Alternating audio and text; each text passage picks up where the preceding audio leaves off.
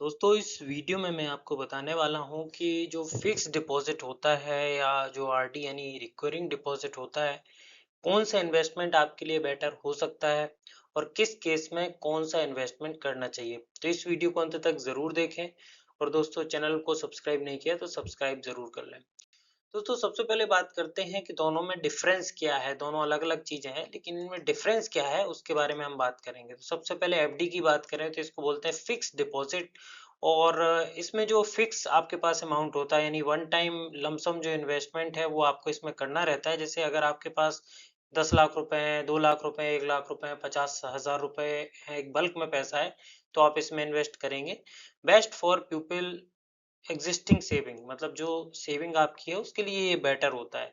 मगर आरडी की अगर हम बात करेंगे तो इसमें मंथली इन्वेस्टमेंट आपको करना रहता है, यानी कि किस्तें आपको जमा करनी रहती थी। तो जो रेगुलर मंथली इनकम है यानी कि जो सैलरी आपकी आती है उसमें से कुछ पैसा अगर आप सेव करना चाहते हैं तो इसमें इन्वेस्ट कर सकते हैं।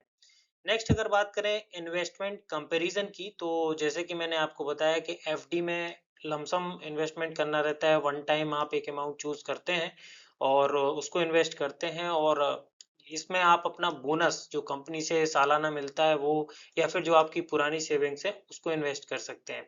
वहीं आरडी में यानी रिकरिंग डिपॉजिट में बात करें तो मंथली डिपॉजिट होता है, यानी हर महीने कुछ किस्त जमा करनी रहती है। और अगर हम बात करें तो एवरी मंथ करना रहता है इसमें। और सैलरी स्टूडेंट के लिए ये बेटर रहता है, नहीं जो सैलरीड एम्प्लॉयड है तो वो कुछ महीने अपना पैसा बचा सकते हैं, या जो स्टूडेंट्स हैं वो भी कुछ कुछ अमाउंट यानी किसी भी अमाउंट से आप स्टार्ट कर सकते हैं। तो इसमें ये सैलरीड एम्प्लॉयड या जो स्टूडेंट्स होते हैं उनके लिए बेटर होता है। नेक्स्ट अगर हम इन्वेस्टमेंट कंपैरिजन की अगर हम बात करेंगे तो यहाँ पर आप देख सकते हैं interest start from day one. मतलब आप जब इन्वेस्ट करते हैं तो आपको जो एफडी में इन्वेस्टमेंट होता है उसमें डे वन से, यानी कि आपने इन्वेस्ट किया और आपको इंटरेस्ट मिलना स्टार्ट हो जाता है। एग्जाम्पल भी यहाँ पर दिया है कि अगर मान लो आपने 1,20,000 रुपए इन्वेस्ट किया है, 7% का भी अगर आपको जो है एफडी रेट मिला है, और 2 साल के लिए अगर आपने इसमें इन्वेस्ट किया है, और तो आपको जो मेच्योरिटी के बाद फायदा होगा, जो 1,20,000 है वो आपका इन्वेस्टमेंट तो आपको मिलेगा ही, साथ ही साथ 17,388 रुपए का आपको प्रॉफिट होगा। और ये फिक्स रहता है, यानी कि एफडी बनाते समय अगर आपको 7% इंटरेस्ट दिखाया जा रहा है तो ये उतना ही रहेगा है, चाहे मार्केट में कितना भी प्रॉब्लम्स आ जाए। वहीं आरडी में अगर हम बात करें, यहाँ पर मंथली इंस्टॉलमेंट जमा करना रहता है, यानी कि फॉर एग्जाम्पल ये 1,20,000 है तो 2 साल के लिए आपने इन्वेस्ट किया है। वहीं अगर आप 5,000 रुपए पर मंथ करते हैं तो ये भी 2 साल में आपका इन्वेस्टमेंट अमाउंट जो है वो 1,20,000 ही होगा। और यहाँ पर 7% का हम एग्ज्यूम करते हैं और 2 साल का पीरियड रखते हैं, तो मंथली इंस्टॉलमेंट आपका 5,000 रुपए पर मंथ बनेगा, यानी अप्रोक्सीमेट मेच्योरिटी अमाउंट जो आपका बनेगा लास्ट में 7% इंटरेस्ट के हिसाब से, तो वो 9,000 रुपए का फायदा आपको मिलेगा। अब आप देखिए कितना अंतर है, यहाँ पे 9,000 का फायदा मिल रहा है वही 2 साल में, और यहाँ पर 17,388 का। तो आप देख सकते हैं यहाँ पर एफडी में आपको ज्यादा फायदा मिलता है लेकिन उसमें बल्क में अमाउंट जमा करना रहता है, इसलिए ये थोड़ा सा मुश्किल हो जाता है। लिक्विडिटी एंड फ्लेक्सिबिलिटी की बात अगर हम करेंगे तो एफडी में यहाँ पर pre mature withdrawal with penalty, यानी पेनल्टी कुछ लगेगा आपको, और प्री मेच्योरिटी यानी कि 2 साल के लिए अगर आपने किया है एफडी तो उसके पहले भी आप कुछ पेनल्टी देके निकाल सकते हैं। लोन अगेंस्ट एफडी अवेलेबल, यानी कि एफडी अगर आपने कुछ कराया हुआ है तो उसके अगेंस्ट में आप लोन भी निकलवा सकते हैं, लोन आपका पास हो जाएगा। वो अमाउंट के ऊपर डिपेंड करता है कि कितना होगा। वहीं आरडी की अगर हम बात करें तो प्रीमेच्योर विड्रॉवल विद पेनल्टी इसमें भी होता है, पेनल्टी के साथ ही इसमें विड्रॉल प्रीमेच्योरिटी में कर सकते हैं।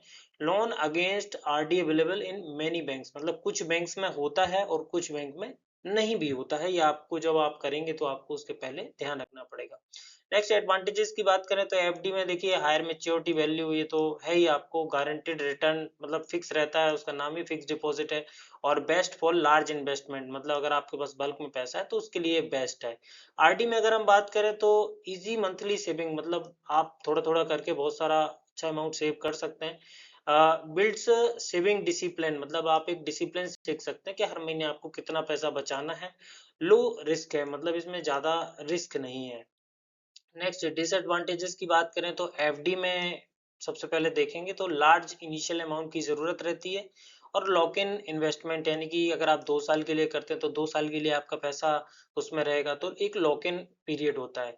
दूसरा अगर हम बात करें तो मंथली डिपॉजिट रिक्वायर्ड होता है, मतलब हर महीने आपको पैसे देना पड़ेगा। तो जैसे एक साथ देने में एक ही बार प्रॉब्लम, मतलब मेंटली हम बोल रहे हैं, एक बार देने में आपको एक बार ही लगेगा, आपको हर महीने देना है तो उसकी टेंशन रहेगी। स्लाइटली लोअर रिटर्न, इसमें एज कम्पेयर टू एफडी थोड़ा सा रिटर्न कम मिलते हैं, लगभग हाफ हो जाते हैं, जैसे कि आपने एग्जाम्पल में देखा। Which one should you choose, मतलब आपको कौन सा चूज करना चाहिए। तो अगर आपके पास बहुत सारा पैसा है आज के दिन, तो आप एफडी करा दीजिए उसकी। और अगर आपके पास मंथली पैसा आ रहा है कि आपकी कुछ सैलरी है 25, 50, 1 लाख रुपए, तो आप कुछ पैसा सेव करना चाहते हैं हर महीने, तो आपके लिए आरडी बेटर रहेगा। दोस्तों ये वीडियो आई थिंक आपको समझ में आया होगा, आपको कुछ कुछ चीजें क्लियर हुई होंगी। तो इस वीडियो को लाइक और शेयर जरूर करें। धन्यवाद।